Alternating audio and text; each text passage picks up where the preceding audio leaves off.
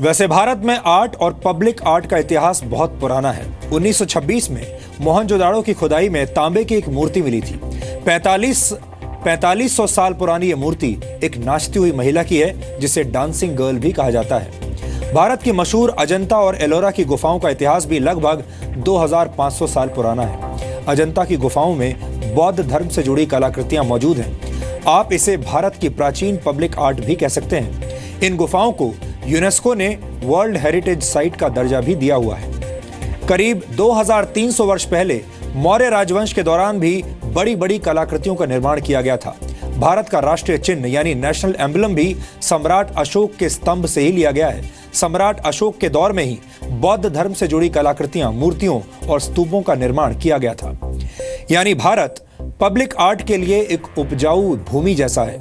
लेकिन अब भारत की जनता पब्लिक आर्ट को समझने में नाकाम हो रही है। हमारा मानना है कि भारत में पब्लिक आर्ट का पुनर्जन्म करना बहुत जरूरी है। वैसे पूरी दुनिया की बात करें तो दुनिया भर में भारतीय कलाकार शानदार पब्लिक आर्ट बनाकर काफी प्रशंसा पा चुके हैं। ऐसे ही एक कलाकार हैं भारतीय मूल के ब्रिटिश नागरिक अनीश कपूर, जिन्होंने अमेरिका के शिकागो में बने मिलेनियम पार्क में मशहूर public art structure Cloud Gate का निर्माण किया है। इसे दुनिया भर में बीन के नाम से भी जाना जाता है। ये पारे यानी मरकरी के आकार की एक कलाकृति है, जिसका निर्माण स्टेनलेस स्टील की 168 प्लेट्स को जोड़कर किया गया है।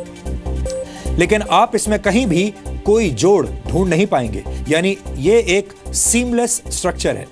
अनीश कपूर के इस डिजाइन को 1999 में 30 कलाकारों के बीच हुई प्रतियोगिता के बाद चुना गया था और ये 2006 में पूरी तरह बनकर तैयार हुआ था। इसी तरह भारतीय डिजाइनर जितीश कलाट के डिजाइन को ऑस्ट्रिया की राजधानी वियना में एक राउंड अबाउट यानी गोल चक्कर के निर्माण के लिए चुना गया था।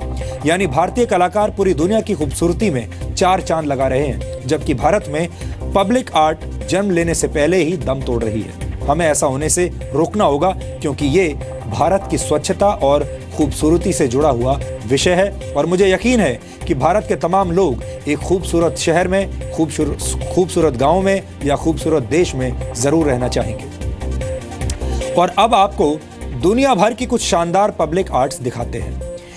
1996 में दुनिया के कुछ शहरों में सड़कों के किनारे ऐसी रेलिंग्स लगाई गई जिन पर छाता या लकड़ी का टुकड़ा रगड़ने से उनमें संगीत बजने लगता था।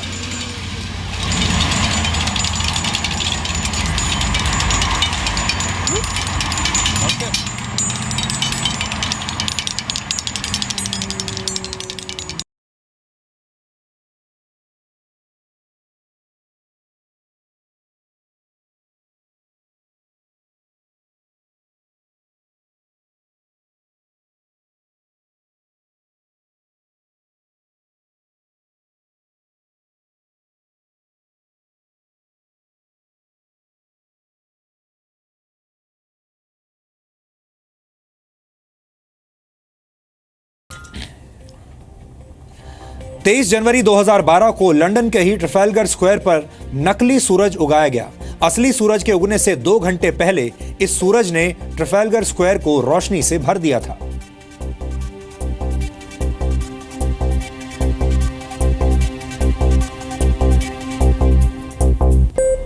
और इसी तरह वर्ष 2000 में आयरलैंड के मिलेनियम ब्रिज पर एक अस्थायी पब्लिक आर्ट बनाई गई। इस दौरान जब मिलेनियम ब्रिज पर लोग चलते थे तो उन्हें बर्फ के टूटने जैसी आवाज आती थी। पब्लिक आर्ट का कोई आकार नहीं होता, इसे किसी भी रंग में ढाला जा सकता है। बस जरूरत इस बात की है कि पब्लिक आर्ट का सम्मान किया जाए, क्योंकि ये खूबसूरत कला आपके जीवन में भी रंग भर सकती है।